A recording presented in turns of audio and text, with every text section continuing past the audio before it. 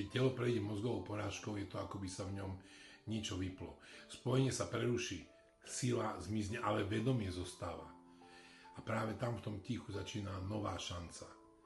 Vedomé dýchanie, každý jeden nádych ako iskra, ktorá prebudza telo. Kyslík znova roznáša život. Mozog sa začína učiť na novo. Po pár dňoch sa mení tlak, po pár týždňoch sa mení prietok krvi a po 2 mesiacoch sa začína meniť celý človek. Telo, ktoré bolo paralizované, začína znova cítiť. Neuróny sa spájajú, svaly reagujú a srdce znova verí. To nie je zázrak, to je moja skúsenosť. Dých, najsilnejší liek, ktorý človek má.